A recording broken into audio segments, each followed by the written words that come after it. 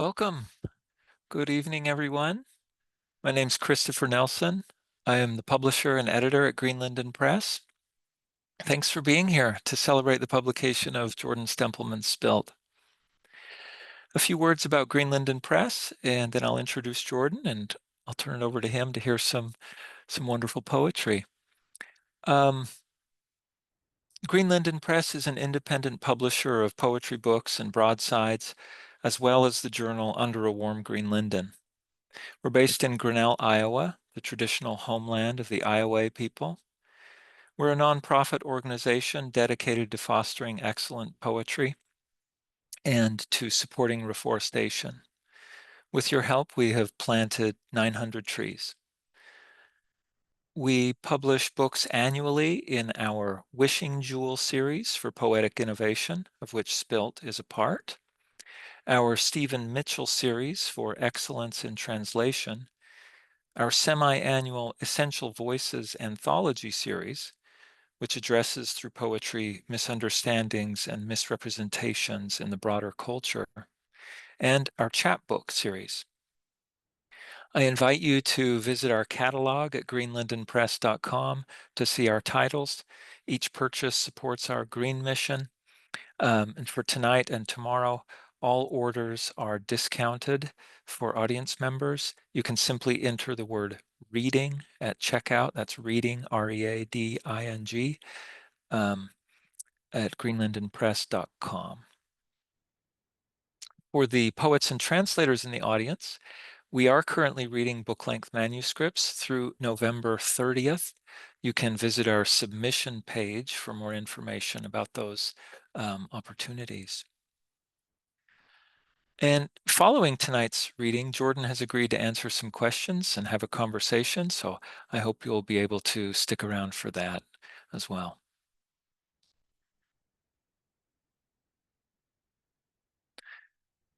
Jordan Stempleman is the author of 10 books of poetry, including Cover Songs, Wallop, and No, Not Today. He's the editor of the Continental Review, Windfall Room, and Sprung Formal. And since 2011, he has organized the Common Sense Reading Series in Kansas City, Missouri. In addition to his editorial work, he is an associate professor at the Kansas City Art Institute. Amazing to me, it was 17 years ago that I interviewed Jordan for a poetry blog I had recently begun, a project that eventually grew into Linden Press. We talked about what was then his recent book, String Parade. And I'm delighted, Jordan, that through your new work, we have reconnected and extended that conversation. For Spilt, Jordan received Linden Press's annual Wishing Jewel Prize for Poetic Innovation. It's named after a lyric essay in Anne Carson's book, Plain Water. The prize honors a manuscript that challenges expectations of what a collection of poems might look like or do or how it might sound, while still employing the powers of lyricism. In his review for the American Library Association's book list, Diego Baez captures what drew us at Linden to Spilt. Quote, Stempleman's 10th collection marks 2 decades of the poet's idiosyncratic imagery, surprising syntax, and provocative revelry in the face of contemporary conundrums. In fresh, unexpected ways, Stempleman frees syntax from sense to arrive at unbridled wonderment.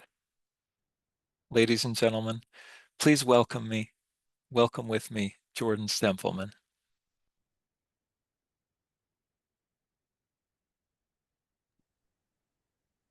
Can you hear me okay? Yeah, great. Thank you so much, Christopher, for that introduction. And I just want to say thank you more broadly for this experience. And you've been such a wonderful editor. This whole process has been a conversation, and some of the things that you would ask me when we'd send the proofs back and forth really helped me to understand more deeply what I was doing in the poems and sometimes to see what I hadn't done deeply enough. and you were able to guide that into the final state that it's at right now. So thank you. It's been wonderful to work with you. Um, and thanks to everyone who's here tonight. I saw some of your names, and it's lovely to have you here, and all of you in one way or another uh, have have guided me in some capacity, in some manner. I'm probably going to talk a little bit more than I usually do between poems because, it's not the read for 10 minutes or 12 minutes. So I think you know, Christopher said you could read for about 40 minutes. I said, oh, that might be a little too long. So I might cut it down to about 30. We'll see, 30-ish. Um, and I'll probably say a little bit more as we go along about the poems. First of all, the title Spilt, or let me back up for a second and just say, I've realized now with this 10th book that I write books oftentimes that have some guiding general concern, or um, they're responding to something, such as like my last book was about a divorce and moving through that and learning how to write again and writing through other people with cover songs. Or The Travels was really about reinterpreting the travels of Sir John Mandeville, which was a fictitious travel log that Marco Polo supposedly took with him. And I was thinking, well, how can I reinterpret that? And then sometimes I just write poems. I'll just sit down and write a poem, and I think that that's enough a lot of the times. And I think sometimes that might get forgotten. I think Dorothea Lasky talked about that a little bit, about poetry as project a few years ago. And I think sometimes a poem itself is a world, or it's a place that can live on its own. And so during the pandemic, I wrote a lot of just singular poems. I'd be down in this basement here and I'd write poems. And at some point, I was trying to figure out, well, what are these? And I came across this quote, which became an epigraph for the book, by Ben Jonson, which is, "Of this spilt water, there is little to be gathered up. It is a desperate debt." And I thought, how am I going to gather this into a form? And the more I did, the more I realized that there was spillage between a lot of the themes that were happening in this work. There was a lot of domesticity. There was a lot of the pandemic, and feeling, shocked and stunned, and states of ennui, and all of that. And then there's also just the spillage of confession, spilt the beans, and the idea of confession working its way through. And whenever I write, I'm not writing from just my perspective, but I started off as a fiction writer, so always thinking about what a narrator or what a voice is sharing with others. And there's a vulnerability there, and there's a trust that happens. And so a lot of that's in there as well. So I'll go ahead and I'll read the other two epigraphs. Maybe they'll ground in some way. Um, and then I'll just get right into the collection. Thanks again for being here. Groucho Marx, tell them you're not here. Chico, suppose they don't believe me. Groucho, they'll believe you when you start talking. It's from A Night at the Opera. The fool who wastes his life, God rest his guts. Paul Westerberg. Chapter 1. I was trucked in. It was a rout. There was tree shade sometimes. Neighbors stroking neighbors. Walton stroking puppies. I stray on. I spray the yard grass again. Stray on until I'm up against the ones I love. A lot depends, so much untrue, like enemies are imitations of perfection.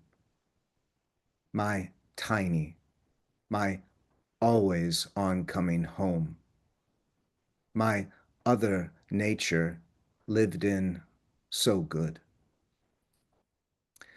I know, like with that, there's obviously the chapter one. of thinking of the beginning of everything, which I never know what that is. I don't know. I'm not very good at tracing beginnings. And one of the beginnings is also when I came to poetry. A lot depends so much, which is of course William Carlos Williams' reference to the red wheelbarrow. But that poem offers, I think, a lot of stability for or instruction for how to see things clearly. And with this one, especially during the pandemic, I didn't feel like that was available. Nor do I feel it's available on most days.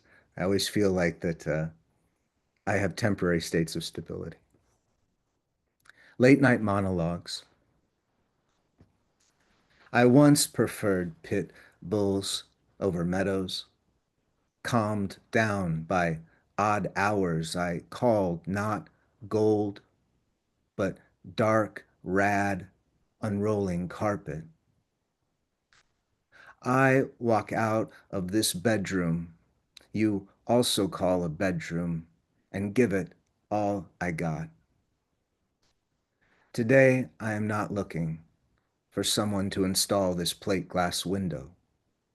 I am looking for someone we can tune into night after night after night. So you'll hear a lot of words that repeat themselves or might spill into other words, and that was ending with the night on that poem. It goes into this one, and the language is going to start to break apart a bit more. And then it'll come back together, and you'll see in later poems in a really kind of solid narrative form, and then maybe depart a bit more, etc. So things are kind of leaking into one another. This poem's called Take on Me. In nights, the woods, cosmos, the light, a long bead. But we write days, think days, knowing they're the dumbest organisms of mattering hours. On, leave as on. Leave the could, have, could until the undo does the evers into ah. Testing, testing. The starting started now. This next poem is called Death 2. It was originally called the Death Part 2, The Hourly Floated Up. And when my co-editor, the founder of Windfall Room, Nick Maoni, reached out to me asking if I would do a recitation for Windfall Room. And that's what it is. It's a journal of poetic recitation. Um, this was the poem that I picked. Um, and there's a lot, I think there's a lot of maybe some Wallace Stevens, the Emperor of Ice Cream in this poem. I teach a class on death and dying, um, which I love to teach because it's a very humbling class. It always tells you when words fail, when silence is necessary. Um, it's very much the limits of language, the limits of knowing. And so I writing this poem, and there's another poem called Death One for Vic Chestnut later in the collection. Um, it's kind of taking that lyrical, well, let me say it this way. Sometimes I think when the logic reaches its limit, it has to return to sound. And so, very much in this poem, I think there's a lot returning to sound while at the same time trying to describe something like death. So I'll try to recite this one. I think I still remember it from when I gave the recitation for Windfall. Death 2. The slow train stroked out, and the silent animals went pliant, and no snow is about in the universe, but the snow around rain before rain out. And data said alone goes better with breath. Dash, dash, wow, that's better than wealth. A no God long moan of mishmash, mishmash. Loned atoms, mishmash, mishmash.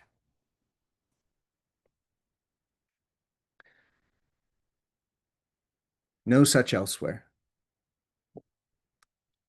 Yesterday, so certain, there, in the middle of it, the clean laundry tumbling uneyed in the age of missiles for having been born. I look dirty one last time before I shower today, before earth turns up time, time and time again. The way I speak to papers as people, as lives forever speaking me to you. Here's where a comma goes. Here's where the choice, not so much learns as invents, comes much later, roughly into middle age. And everyone we've ever cared for risks all the air for all the remarkable love just the same. This poem's called Problem Solving, and I've never done this before. I was reading, practicing earlier today, and I'm gonna do a cowboy accent in this poem. I don't know how it's gonna go over. I don't know if it's gonna. I want it to sound a lot like Calamity Jane from Deadwood, but it might not. It might be bad. Problem solving. I wanted to watch a Western, a dirtier, the better Western, where everybody accidentally kills everybody just after they say in unison, the purpose of pop culture is summary. And just after they take off their hats and long before they ever reveal who they really are. Guns are allowed if they're always going off. And the people who do survive, survive despite all that's so reckless and slapped together, like the potential for an accident to replace the imagination, to replace that glow that floors us open and pours on in.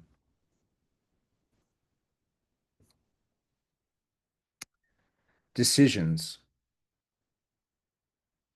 Unfinished, the bear wrestling plays on in the other room.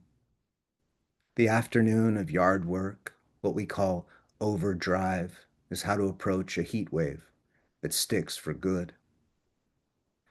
I said thanks for the tickets because gimme wouldn't seem funny out in the open, a metallic temper, or someone who stares right into you, spitting cherry pits into one paper towel after another.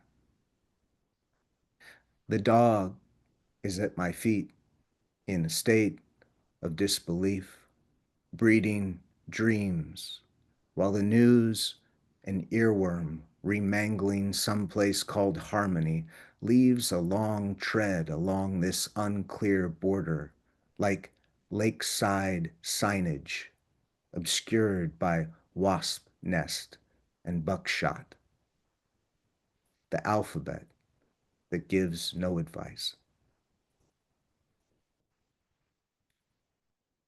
So this poem is called Strain, Strayin, Strain Young, which I think sounds back to the first poem for sure. But it's also kind of a it's kind of a ridiculous caper of what the mundane felt like during the pandemic, of both having too much time and not knowing what to do with it or being hyper aware of it. Uh, Although I think a lot of us artists and writers tend to be hyper aware of a little bit too much. Um, in the morning, how fast it goes, which sounds like I care too much for the toaster. Later, I squeeze things in so I can watch a few minutes of drag racing on ESPN3, a pair of pantyhose over my head, lurking around my bathroom, acting at odds with the music, remaining on hold with my dentist and anyone else who doesn't really care to say more. I sometimes remind people, talk about your fantasies with the power drill running, except that lawnmowers sound like pushed over reactions, a whooping, humming autumn to whip us into what language we whip. Today, I ate one hard shell taco before completing a single-sided worksheet. I follow so many directions. Draw how a town behaves just before some little storm. There's a lot of lawnmowers in this collection. I don't know if Christopher noticed this. There's a lot of lawnmowers, a lot of yard work. And I think what happened was I realized my neighbor next door, who's wonderful, wonderful man, uh, he mows his lawn a lot. Like I think, and he'd always go by the window in his riding lawnmower. He's always working on his cars, and I think that's where it came from. Uh, I don't know. This is called The Amateurs. When I finally began disappearing, I decided not that I was real, but that I was somewhat enough. I was in a park. The imprint in the grass from the back of my head was there. A child sat down in where I wasn't really any longer when told to sit down by her father. He handed her a Go-Gurt. We ate Go-Gurt together and slowly breathed in and out. There was a dog off leash that came up to us and wanted what we wanted. We resisted and we screamed. We waited forever for help, and help came. We returned somewhat to enjoying ourselves. We sat there until it got dark, having no idea what a sunset was.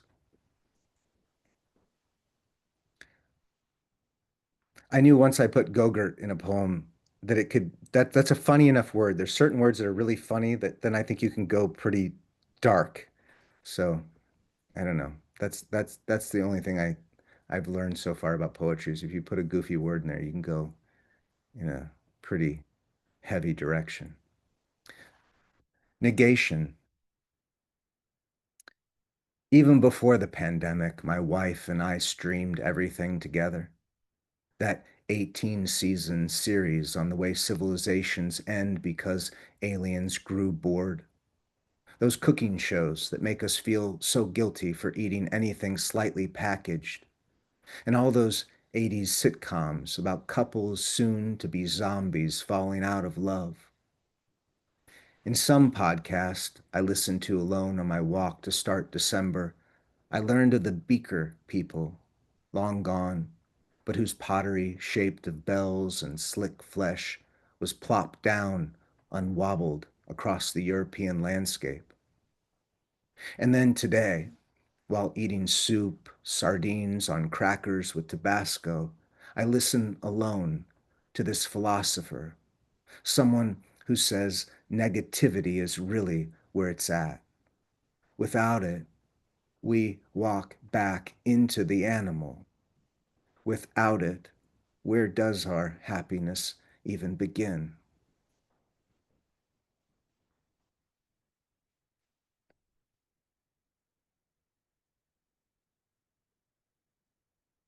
Masterclass.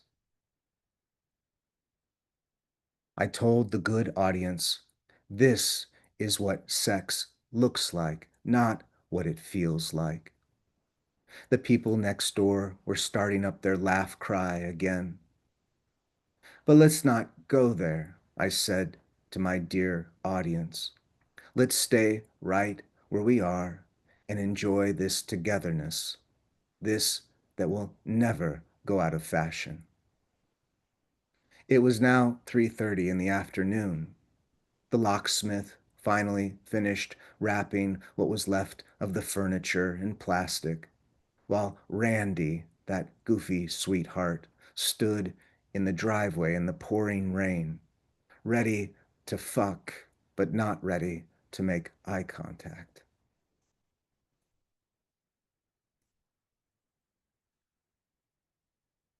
Call me. I don't like talking on the phone. I once liked talking on the phone when I was young, but only when making prank calls. This was before caller ID. This is when you could open the white pages or the yellow pages to some random name or business and dial away. Once I called a woman and I told her I was lost at the mall. I was in my basement. The dog was beside me on the basement floor, licking one of his hot spots. I was probably 10 or 11, but I said in this babyish voice, I have to poop, and I've been here all day, and no one looks like my dad. The woman on the other line said, I'm on my way, sweetie. Stay right next to Cinnabon, you hear me? I'm leaving now. She hung up, and I didn't laugh. I just watched the dog keep licking. I wish I could say I thought about calling her back to tell her it wasn't true, but I can't. Once, I stood next to a man by the swings at the park and listened to him yell into his phone at his secretary while he absently pushed his baby in the toddler swing, the one that looks like a rubber diaper. His baby looked like Pat Sajak. The baby's hair was dark auburn, shiny, looked sewn on. I think he was asleep while his father shouted, This is what serious shit sounds like. You dropped the ball, Beth. I stared at his profile, one hand holding the phone and one absently pushing his kid. I don't want to wear black wingtips to this day. I want to find both women. Say to both women, the children heard nothing that day. The children slept through it all.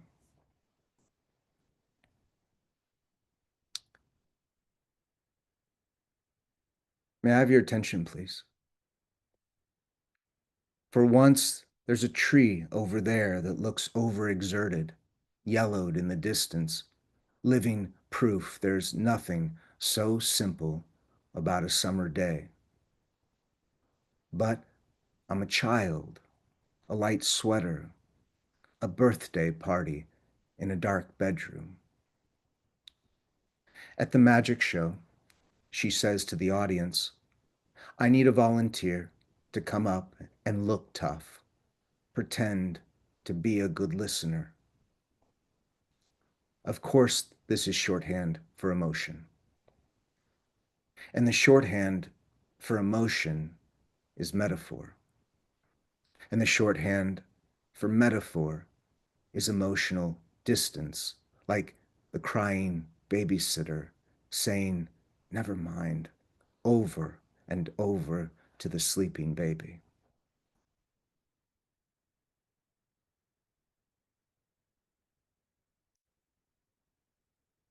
So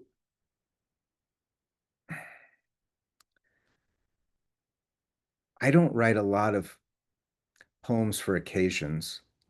I'm really bad at my wife is great about buying cards for people. And whenever I see a card, I feel intimidated. I just write, happy birthday, love you.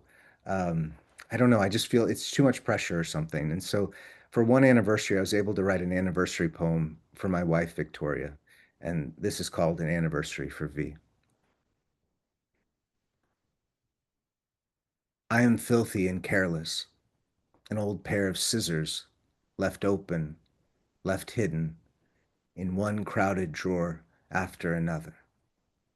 But you are bravely unprotected, like a birthday card to the outer world, written in blossoming snowstorm, where all the veal is left alone for once.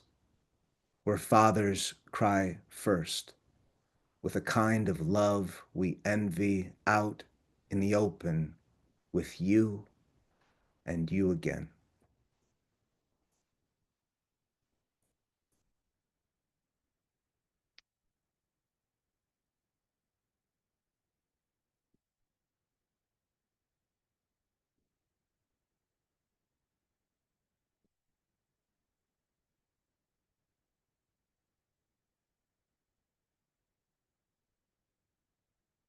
What do I want to read here? So this is this poem's called Torness, Torness, and if I'm remembering correctly, it's a nuclear um, energy station. I want to say it's in Japan, but I might be wrong. But it's a nuclear, that's important. It's a nuclear power plant. And I guess jellyfish are really attracted to the waters around nuclear power plants. And I read this article, a couple years ago during the pandemic, and I thought, wow, that's amazing. Um, that there was just thousands of jellyfish around, being drawn to the waters around this power plant. So that's what this poem is. Jellyfish love nuclear anything, unthinking clarities plugging up the reactor's cooling fans with their warty combs and lion manes.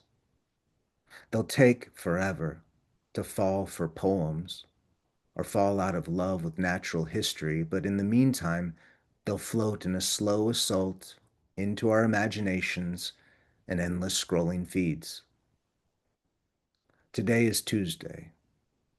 Today, while some fish fry, the jellyfish bob closer to gases that blister into glow water and empty headaches. Below the surface, where science has yet to date us, the unprepared say, "You are mine, and I am yours."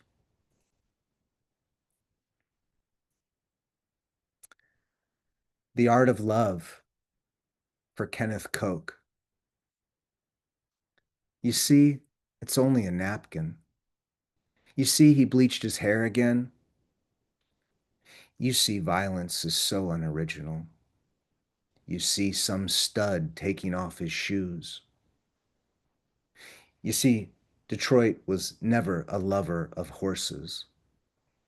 You see you as a hut at nightfall with some film crew inside recording the sounds of the swarming insects outside. You see, working looks better than work. You see something erotic in sharing a Coca-Cola. You see a Freemason as a good reference. You see whatever you can handle. You see under the influence and owe everything to something so practical.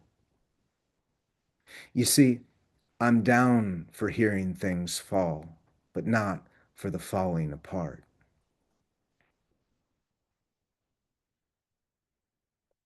Investigations. Unpleasant facts are what it feels like to be crowded by nothing but you. Unpleasant facts seem less about the snow cover, less about what was there before the snow came down, and everything about the melted wash merge of the thereafter. Unpleasant facts salt the imagination before drowning it. Unpleasant facts begin as glitter and end with a blowtorch. Unpleasant facts catch in the throat long before they're believed. Unpleasant facts usually steer clear of most sexual encounters, returning instead to highways, hospitals, and nations in crisis. Unpleasant facts refer to you as seagull mouth and after image with a bang. Unpleasant facts are not the name for unpleasant facts. Unpleasant facts don't care.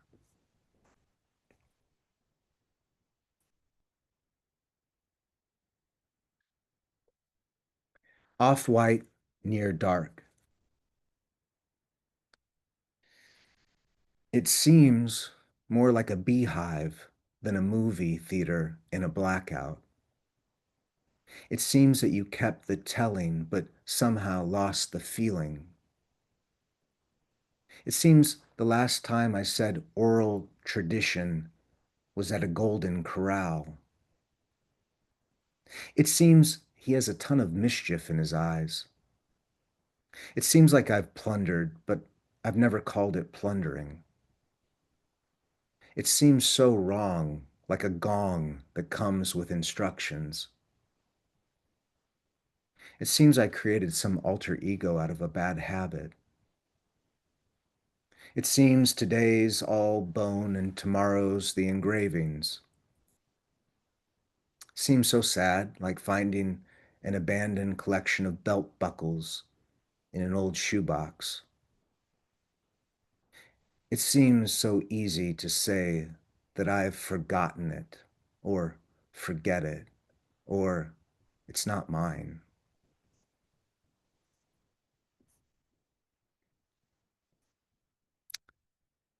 Westport. So this poem was written. I teach a poem on the long poem, and part of the class, and this started during the pandemic, was um, half the class is talking about the assigned long poems, or most of it, and then we go on a walk, and I have walking prompts very similar to Fluxus walking or Fluxus prompts, very open-ended. And we all go on these walks for about an hour and then we come back and write. And I walked from the campus of KCAI to a neighborhood called Westport and back. And again, this was during the pandemic. And for some reason, I was wearing a mask outside. I think I still kind of freaked out, but I was wearing a mask all through Westport. So this poem's called Westport.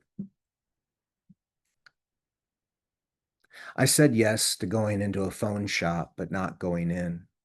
Yes to the most dangerous intersection, and no to executions, and said nothing for as long as I could to the flat sun, long cloud sky before the sun cut out somewhere in that. Could that be the end? Could that be the miracle method for surface refinishing, where the city is what it is, a place being built and torn apart at once? After this cigar, my face smells like uncle, while earlier, a man my age was cutting his toenails in his car with the car door open in the parking lot of an office depot. The berms make the office building okay. The medication on the walk back was yum.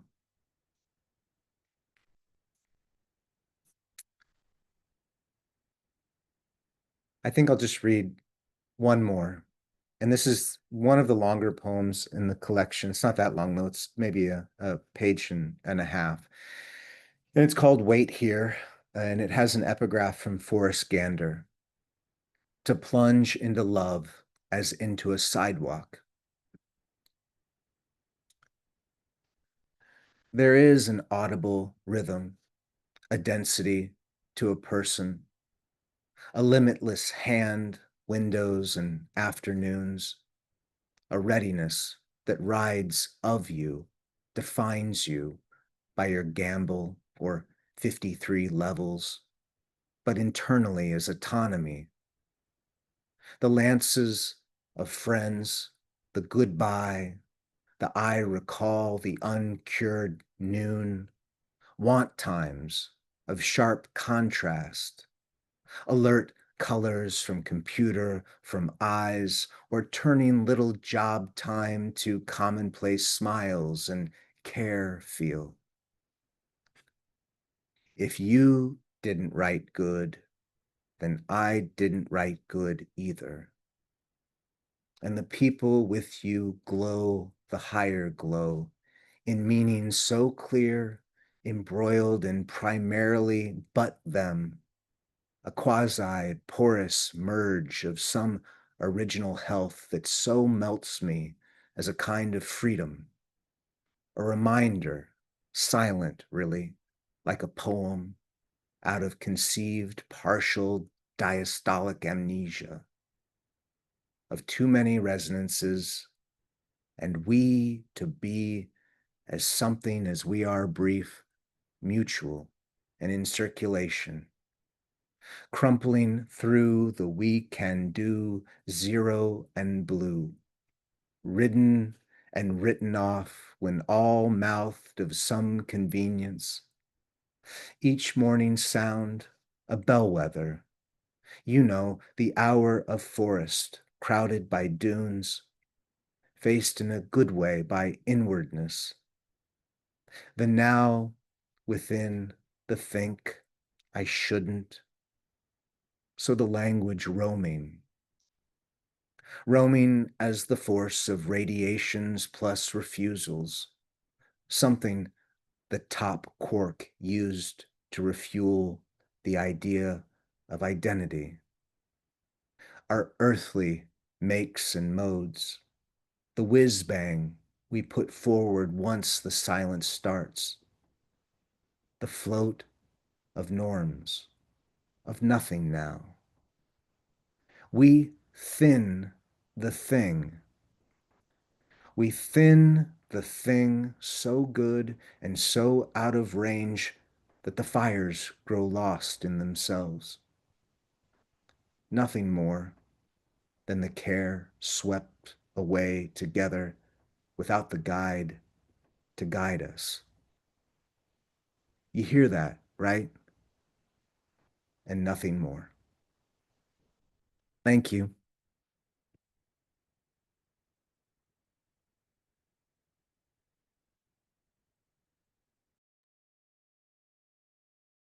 Wonderful. Thank you, Jordan. It was great to hear those poems. I'm going to open up the chat for everybody, and you can put some comments or questions in there for Jordan. I'll moderate a conversation here. Give me just a moment to do that.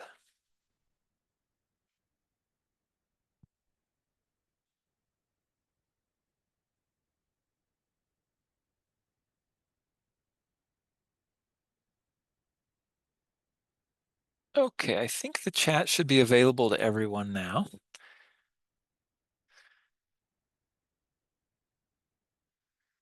Maybe while people are formulating some thoughts, I can start us off with a question. So, Jordan, Spilt is your 10th book. Um, when you consider your previous works, what do you think's remained constant and what stands out in Spilt as maybe unique to that project? Oh, sorry. Let's see. Can you hear me now? Yeah. Okay. Um, well, one of the things is always, I think, the closeness of where I'm at. That's always there. So there's something I think I learned early on as a writer, to value or to pay attention to what's around me. I think when I first started writing poems, I felt like I had all this life experience, which I hadn't had yet, and I didn't know what to do about that. I couldn't write. I didn't have the life experience of, let's say, an Allen Ginsberg who could write Howl or Kaddish or something like that. And I think that really frustrated me for a while until I figured out that most of what I had was around me, either through and it was often this kind of passage in and out of the mundane, and then into some imaginative state, and not taking myself too seriously. I think that's one of the things that I try to kind of leave in the poems. A lot of poems, they just have a kind of questionable humor um, in them that a lot of times people say, "Oh, I didn't know that I was supposed to laugh at that," or I felt guilty laughing at that, which I really like that. I like kind of those the ambiguity of is it funny or not, because again, that takes a lot of trust too, I think, um, and a lot of intimacy. So with this book, again, it felt this one felt like a collection that I hadn't written in a long time, which was I felt the poem each poem felt either that it could stand on its own or it had kind of like a posse around it. It had a little grouping, like you heard like the poems I read that were really almost like um, microfictions or little prose poem narratives, almost like a James Tate size poem or Russell Edson type poem or Mary Ruefle size poem. And then there were other ones that worked with repetition or something like that. So I felt really comfortable saying, uh, I might just write two poems about death instead of a whole collection about death, or I might just write a little batch of these things and then kind of, let them find their way into contact with other poems. And I don't know if I would have done that years ago. I probably would have said, you know, maybe these all have to form into one long thing, or they can't stand that way. They can't live that way. You are lucky not to have Allen Ginsberg's life experiences. Yes, I agree. I absolutely. I have other, Judy, I have other ones though too that I probably just haven't written about because they're too embarrassing. Oh, thanks, BJ. The cowboy voice. Thank you. You mentioned at the beginning, Jordan, that you started off writing fiction. That was news to me.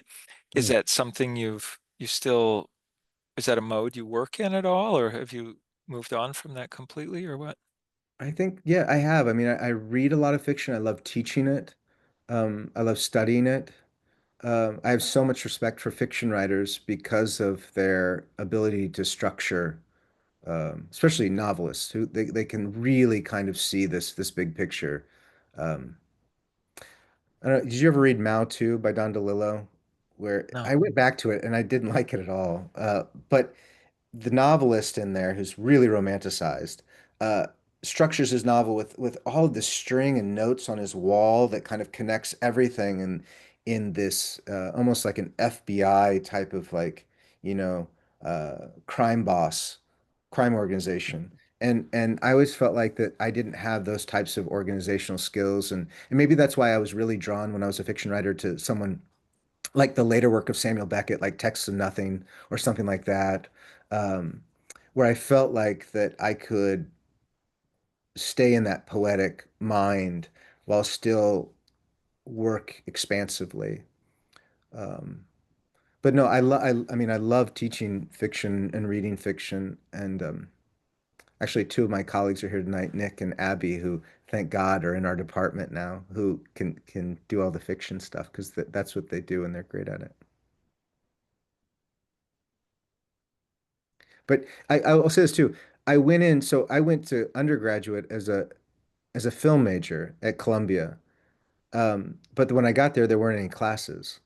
They were all filled because a recent graduate, I think his name was Janov Kaminski, he won the Academy Award for cinematography for Schindler's List. So then I was like, there was no poetry major at the time at Columbia. Paul Hoover hadn't started it yet. And so I was like, what am I going to do? I'm not going to go home to Kansas City. So I'll go into fiction writing. And it was great. It was a great program, but then I was still taking poetry classes for like a minor, and then my junior year they started the major and it was too late for me. So I finished out the fiction degree there and did that and then went on to graduate school for poetry.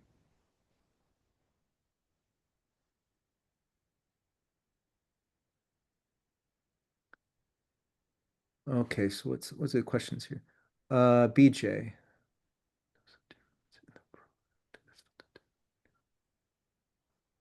Mm-hmm. Mm-hmm. Absolutely, BJ. I mean, one of the questions the great thing about the walk was it had some type of constraint. I had some prompt that I was doing with the students. Although I was walking during the pandemic, I would do a 5 mile loop um, in Blue Springs and where I live, and I'd do this loop and I'd listen, and sometimes I'd catch things um, from podcasts or from just looking at things. But there was something about having a prompt with me on a walk that generated material.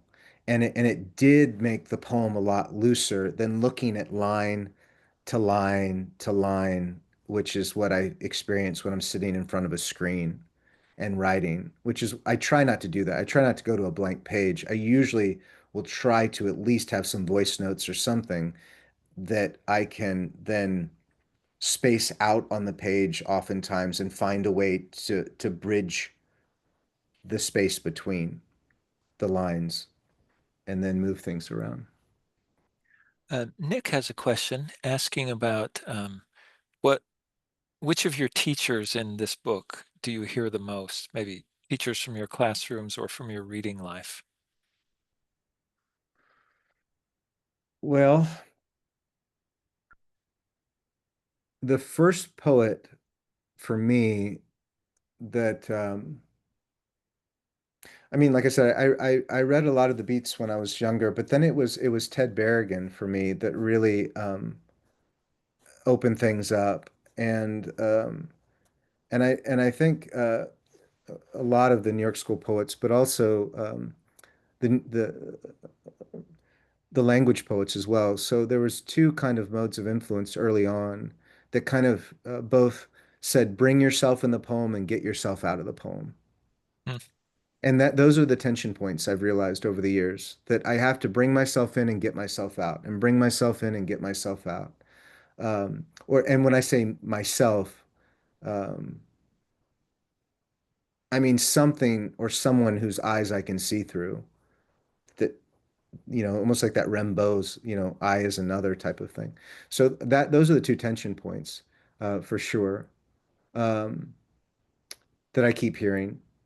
Um, John Ashbery for sure, and James Tate and other people like that. And um, I mean, so many poets. There's a lecture that I have the students listen to that's by Kenneth Koch, and he says, go ahead and imitate everybody because by the time they filter through you, you're never going to sound like them completely. And so that was really helpful to me to hear that a long time ago, to know that the more I read, and the more I imitated people, um, the more they would just seep into me, or the more that they would filter through me or something.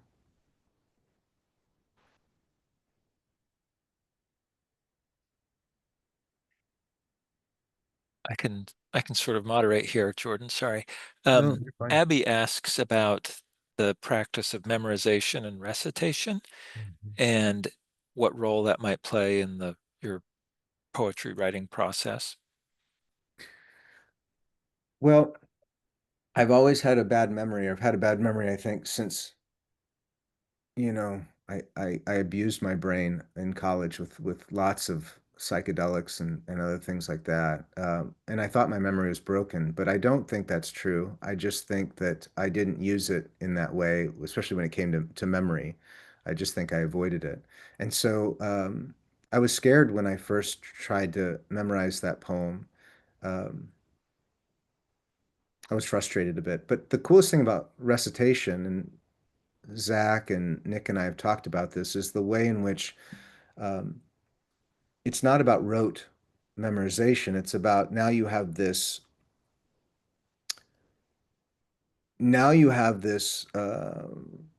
formalized language that can speak to other things in real time, that you would never expect it to. I mean, there's so many times where I say, when maybe I'll experience something that's really overwhelming, I'll just say, mishmash, mishmash, loned atoms, mishmash, mishmash, and it's a way of kind of um, reframing whatever place we're in, and I think that's something that's really cool.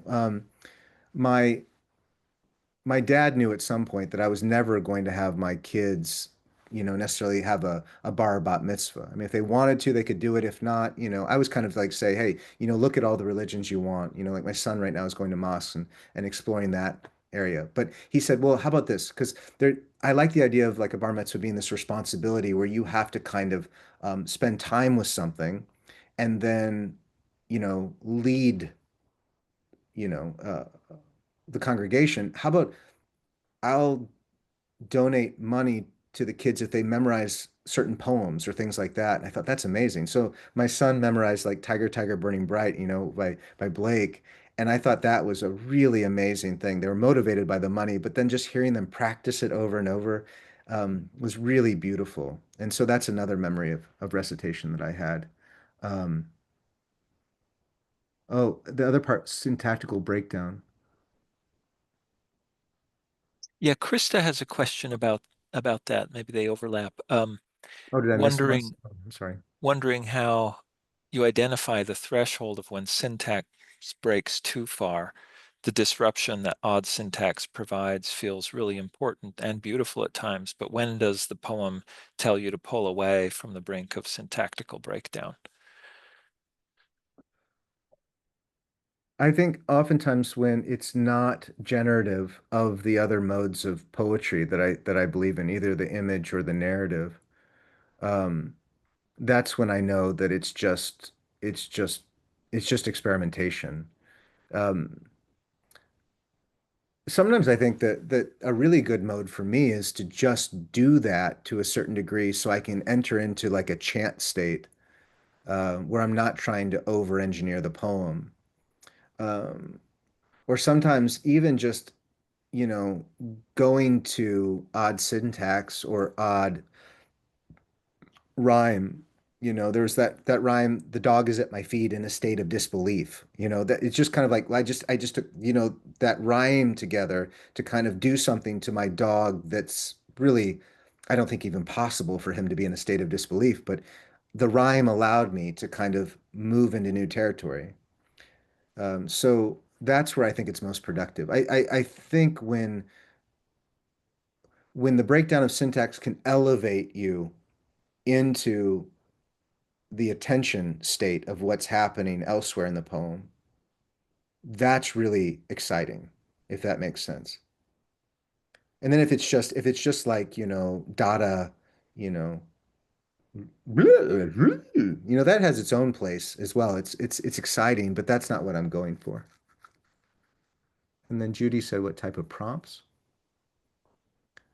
Okay, I'll think of a prompt. So one of the walking prompts that I have the students do is, let's see. Okay, the one I didn't read this poem, but it's called Walk Hum. Students, I asked them to just start walking and then humming to themselves or singing to themselves and record it on their phone. And so they'll hum or they'll sing, and then once they've hummed or they've sang something, then they text that song to a friend, asking them to sing something back or to hum something back and uh, and then to come back and then to write a poem that integrates that song. And sometimes just laughter, or sometimes I started singing in this poem, uh, "My glove is in a nest only for you," and that ended the poem. And I don't know how I arrived there, but it was really exciting just to kind of not have ears or eyes on me, and I could just sing while I'm walking down the street.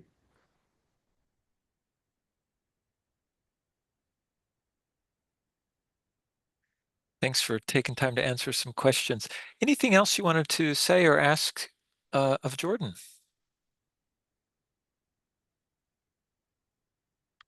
It's so good to see you, Craig and Tom and Hajun. Breakdown of syntax can bring us to.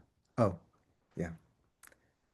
I I just want to say thank you all for being here. It's really it's a lot of it brings me a lot of joy to see you all in this space. And maybe we can all be together in one place at one time. That would be wonderful. I agree. Yes, thank you, Jordan. Thank you again. And thanks for everybody for being here. Um, yeah, we'll do it again. Thank you, Christopher. Really Good night. appreciate it. Mhm. Good night, everybody.